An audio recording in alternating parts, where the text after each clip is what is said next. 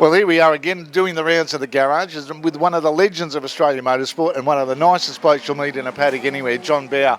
John, good to see you back at a track, and it must be good to be back at a track after 12 months. Yeah, it is, mate. It's it's been quite a lean time for us motorsport folk in the last 12 months. The last time I drove this Allard here was a year ago exactly. So, anybody that's into historic cars and things have had nothing to do. The supercars have been doing some races, and I raced last weekend at Bathurst, but it's a great tonic. If you love it, like we all do here, there's nothing better than being at a racetrack. Exactly. Now, just give us a bit of history about this Allard, because it is dripping with history, really, isn't it? Yeah, it is. Dripping is the right word.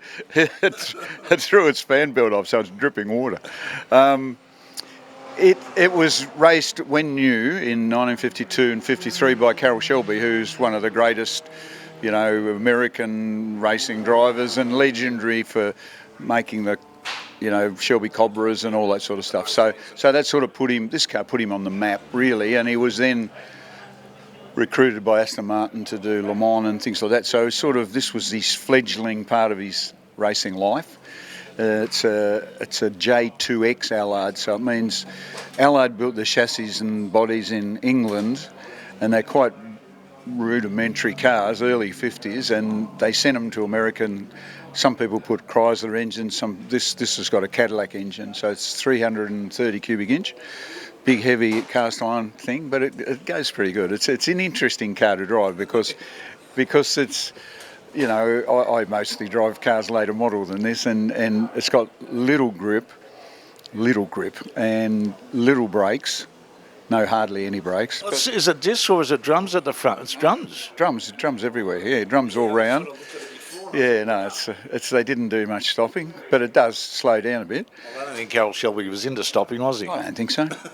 Anyway, it's a terrific car. It's an honour to drive it. It's probably one of the most well-known American race cars that exist, and the 50s, you got to accept the things that it's got, the limitations, because it's early 50s, so it's what is it, 70 years old? Yeah. Wow.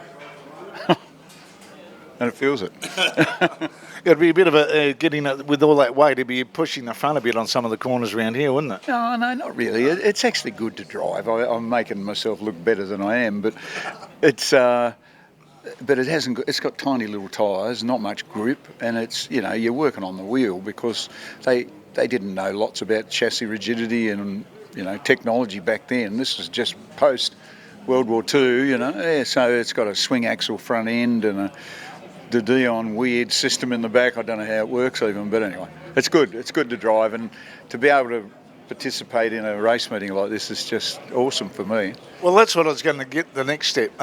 Because we haven't had no racing in the last 12 months, we're all getting a bit older, the reflexes go a bit and all the rest of it. Speak for yourself. Well, I've got to admit it, I've just had my 63rd birthday recently, so, you've got to get the reality switch sooner or later.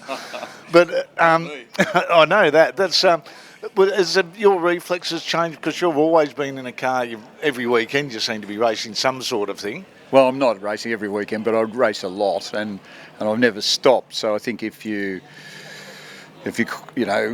compare it to other sports, if you're a golfer and you stop playing for 10 years and then you start playing again, you don't play the same. So I'm sure I'm not what I was when I was 30, but I still manage and I actually do it for fun. So whether I win, lose or draw, I don't really care. I mean, I've got an inbuilt competitiveness in me that's been brain trained for the last 50 years, really. So I just like doing it. And you meet fantastic people at historic meetings, and you meet fantastic cars. Like I'm just looking out there, and there's an AC Ace there, which is a 50s sports car, beautiful car. So when you're not racing, you wander around and look at all these cars and meet all these people. So there's no better than this, I reckon. Have you gone up and befriended Guido to see if you can slide into the Ferrari and have a drive of one of his exotic cars? No, not really. I mean, I've known Guido for a long time. I've raced against him even, but no, I don't think if I was Guido, I wouldn't let me in it either.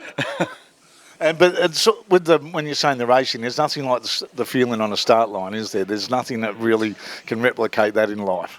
No, not really. Just I mean, for me, it's difficult to explain properly, but just to be here, you know, is like I hadn't raced all last year, essentially after Adelaide street races.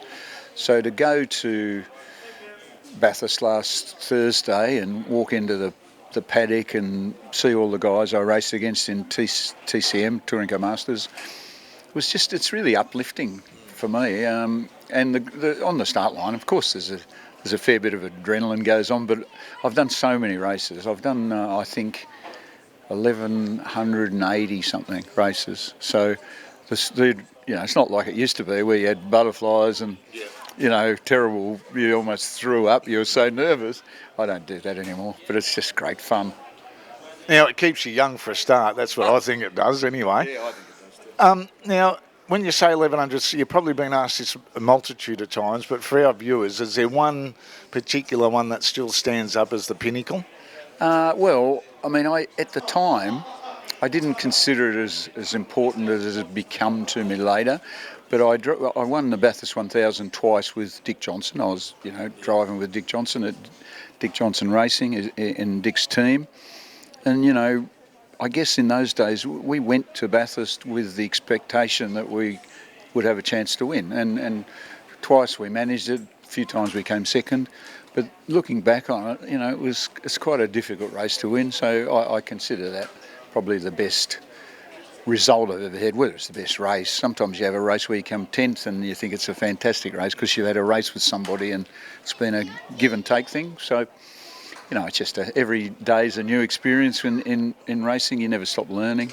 So I'm going to keep doing as long as I can. When I can't do it anymore, I'll get a really slow car so I can keep up with it. I can't see that happening for a while, but mate, thanks for joining us and thanks for explaining, and all the best for many, many years to come and many more laps. Good on you. I hope so, mate. Thank you. No worries.